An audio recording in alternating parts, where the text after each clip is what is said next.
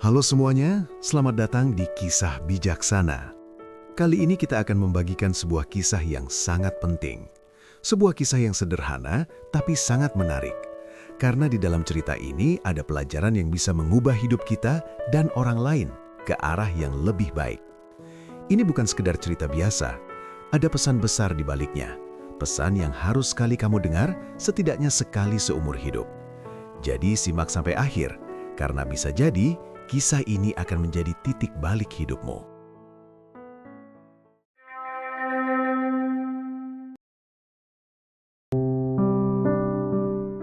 Suatu ketika, di sebuah kota kecil yang ramai tapi hangat, ada sebuah toko daging yang terkenal bagus.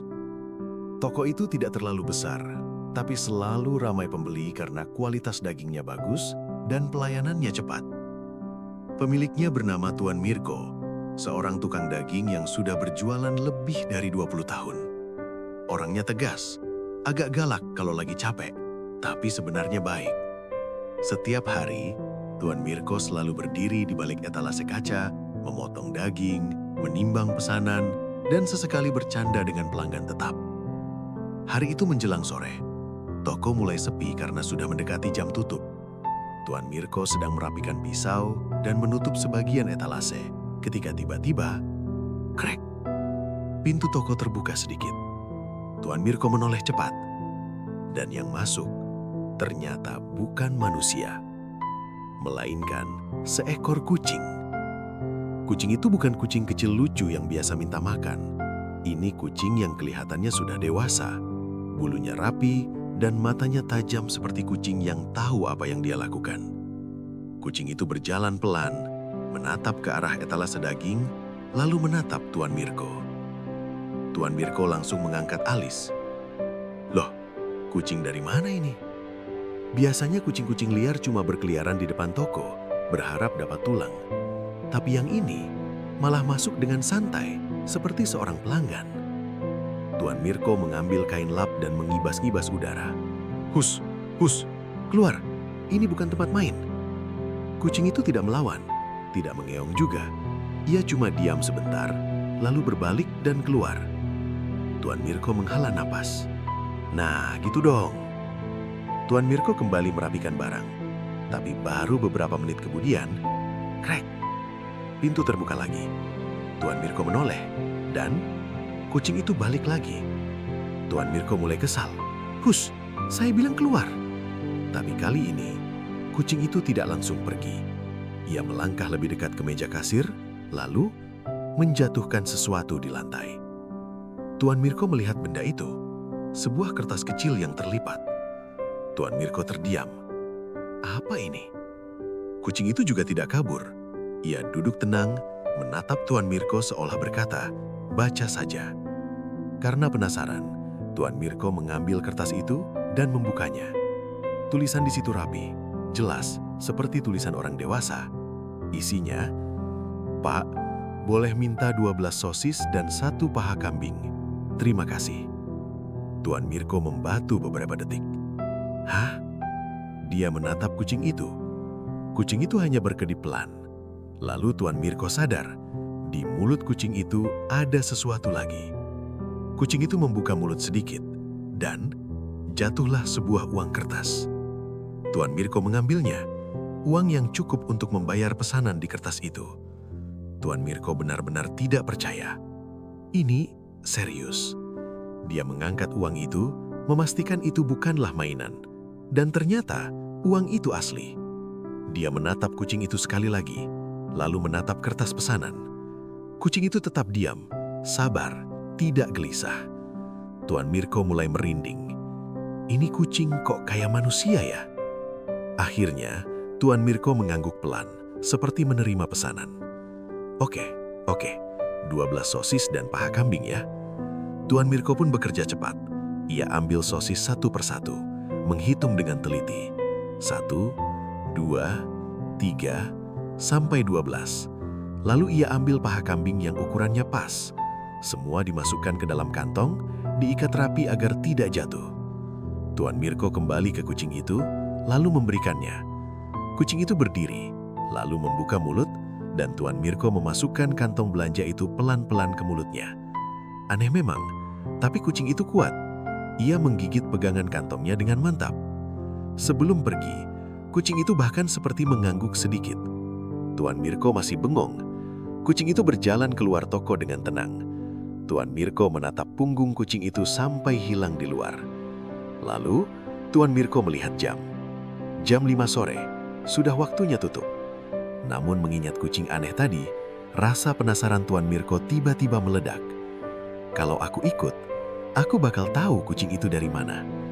Tuan Mirko buru-buru menutup etalase, mematikan lampu toko dan mengunci pintu. Kemudian ia berjalan cepat mengejar kucing itu dari kejauhan, sambil berusaha tidak ketahuan. Kucing itu berjalan menyusuri trotoar dengan santai. Tidak tergesa-gesa, tapi juga tidak berhenti. Tuan Mirko mengikuti dari belakang. Di kepala Tuan Mirko muncul berbagai pertanyaan. Siapa yang menyuruh kucing ini belanja? Kucing ini sangat pintar. Pasti kucing peliharaan orang kaya. Kucing itu kemudian sampai di sebuah titik penyeberangan. Ada tombol untuk menyeberang. Tuan Mirko mengira kucing akan bingung. Tapi ternyata, kucing itu menurunkan kantong belanja di tanah. Lalu ia melompat ke tiang tombol dan menekan tombolnya. Tuan Mirko sampai berhenti jalan. Gila, pikirnya tak percaya dengan apa yang dia lihat. Lampu merah mulai berkedip. Suara peringatan berbunyi. Kucing itu turun, mengambil lagi kantong belanja dengan mulutnya, lalu menunggu dengan rapi di belakang garis. Setelah lampu berubah merah untuk pengendara, kucing itu pun menyeberang dengan tenang, persis seperti orang yang sudah biasa. Tuan Mirko sampai menepuk kening sendiri. Ini seperti mimpi, gumamnya. Tidak lama kemudian kucing itu sampai di sebuah halte bus. Ada papan jadwal. Kucing itu mendekat. Tuan Mirko makin dekat juga, sembunyi di belakang tiang. Kucing itu menatap papan jadwal beberapa detik, seperti membaca. Tuan Mirko berbisik, tidak mungkin kucing ini mengerti jadwal bus. Beberapa orang yang sedang menunggu bus mulai memperhatikan juga. Ada ibu-ibu yang menutup mulut, ada anak kecil yang menarik baju bapaknya. Namun kucing itu tetap fokus. Lalu saat sebuah bus datang dari kejauhan, kucing itu berdiri di pinggir jalan. Ketika bus hampir lewat, kucing itu mengangkat kaki depannya, seperti memberi tanda. Dan bus itu berhenti. Tuan Mirko membelalak. Busnya berhenti, ucapnya tak percaya. Pintu bus terbuka. Kucing itu naik.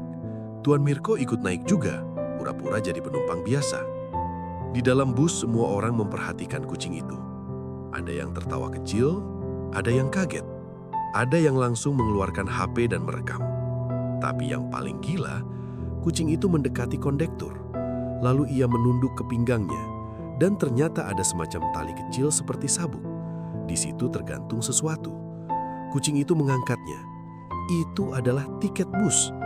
Kondektur melihat tiket itu, lalu mengangguk santai seperti sudah kenal dengan kucing itu. Tuan Mirko hampir jatuh saat mengetahui kucing itu punya tiket langganan. Kucing itu berjalan pelan ke depan, duduk dekat kursi supir, dan menatap keluar jendela. Tenang, tidak panik, tidak berisik, seperti penumpang biasa. Tuan Mirko duduk agak belakang, tapi matanya tidak lepas dari kucing itu. Beberapa menit kemudian, bus mendekati sebuah halte. Kucing itu berdiri. Lalu, ia mengibaskan ekornya pelan ke arah kondektur, seperti memberi sinyal. Kondektur melihat dan mengangguk. Bus berhenti. Dan sebelum bus berhenti total, kucing itu sudah siap turun. Begitu pintu terbuka, kucing itu melompat turun dengan cepat. Tak mau terlewat adegan gila lainnya, Tuan Mirko pun segera ikut turun. Kucing itu langsung berlari kecil menuju sebuah rumah yang tidak jauh dari halte. Rumah itu cukup besar. Pagar besinya tinggi dan halamannya luas. Tuan Mirko berpikir, wah, ini rumah orang berada. Kucing itu berhenti di depan pagar. Lalu, ia berdiri, mengangkat tubuhnya, dan mendorong pintu pagar itu. Pagar terbuka sedikit. Kucing itu menyelinap masuk. Tuan Mirko makin bingung. Tuan Mirko ikut mendekat, tapi berhenti di luar pagar, agar tidak kelihatan mencurigakan. Kucing itu berlari ke depan pintu. Sudah sampai depan pintu kayu. Dan tiba-tiba kucing itu berhenti. Ia menatap pintu, lalu menoleh ke arah samping, menuju taman. Tuan Mirko makin heran. Kok belok? Kucing itu berjalan ke arah jendela. Lalu, duk! Kucing itu memukulkan kepalanya ke kaca jendela. Tuan Mirko kaget. Duk! Duk! Kucing itu memukul lagi. Beberapa kali. Bukan keras sampai melukai, tapi cukup untuk membuat bunyi jelas. Seperti orang mengetuk jendela. Lalu, kucing itu kembali ke depan pintu, meletakkan kantong belanja, dan menunggu. Tuan Mirko menahan napas. Beberapa detik kemudian, pintu terbuka, dan keluarlah seorang pria besar. Wajahnya garang. Begitu melihat kucing itu, pria itu langsung marah. "Heh, lagi-lagi?" Tuan Mirko terkejut. Pria itu bukan menyambut. Dia malah mengangkat kakinya dan menendang kucing itu. Kucing itu terpental sedikit. Pria itu memaki, "Dasar kucing bodoh. Bikin repot aja. Udah dibilangin berapa kali." Tuan Mirko langsung tidak tahan. Dia berlari mendekat. "Hei Pak, jangan seperti itu. Jangan kasar pada hewan." Pria itu masih marah. Tuan Mirko berdiri di antara mereka. "Pak, serius, kucing ini barusan belanja di toko saya. Dia bawa catatan pesanan. Dia bawa uang. Dia nyebrang rel sendiri, naik bus sendiri, bahkan punya tiket." Pria itu menatap Tuan Mirko, seperti tidak percaya. Lalu pria itu mendengus dan berkata dengan nada kesal, "Pintar apanya?" Tuan Mirko bingung. "Loh, gimana maksudnya?" Pria itu menunjuk kucing itu sambil menggeleng. Ini udah kedua kalinya minggu ini dia pulang. Pria itu berhenti sebentar, menatap kucing itu dengan kesal, lalu melanjutkan, "Dan lupa bawa kunci. Padahal, aku sudah mengajarinya selama bertahun-tahun." Pria itu kemudian menutup pintunya dengan agak keras, meninggalkan Tuan Mirko dan kucing itu di luar. Sedangkan Tuan Mirko terdiam dan merenung. Ia tak habis pikir, bagaimana bisa seseorang hanya melihat satu kesalahan di atas semua hal luar biasa yang telah si kucing kerjakan. Teman-teman, dari cerita ini kita bisa lihat kenyataan yang sering terjadi di hidup kita. Kadang kita sudah melakukan hal yang luar biasa sampai orang-orang di luar sana kagum dan memuji. Tapi ironisnya, justru bos atau orang tua yang paling dekat dengan kita, yang seharusnya paling bangga, malah sering tidak terlalu menghargai prestasi itu. Bukan karena mereka benci, tapi karena mereka sudah terbiasa melihat kemampuan kita, sehingga yang mereka lihat bukan lagi keberhasilannya, melainkan kesalahan kecil yang kita buat. Dan sudah tentu, kejadian seperti ini akan sangat melukai hati dan merusak mental anak-anak, karyawan, dan bahkan teman. Maka dari itu, mari mulai hari ini kita belajar untuk lebih menghargai prestasi orang lain. Jangan jadi orang yang menyebalkan, yang kerjanya cuma mencari kesalahan kecil dan lupa mengapresiasi hal besar yang sudah dicapai. Satu kata apresiasi yang kita ucapkan tak akan menghabiskan tenaga, uang, atau waktu kita. Tapi satu kata seperti, "Wah, kamu hebat, aku bangga padamu," bisa membawa banyak sekali kebaikan untuk kamu dan mereka yang menerimanya. Maka dari itu, fokuslah pada prestasi, bukan kesalahan kecil. Sekian kisah kali ini, jangan lupa subscribe, like, dan tinggalkan komentar positif untuk mensupport kami. Karena sebagaimana pesan dari kisah ini, satu kata apresiasi dari kalian sangat berharga bagi kami. Terima kasih sudah menonton sampai akhir dan sampai jumpa di kisah berikutnya.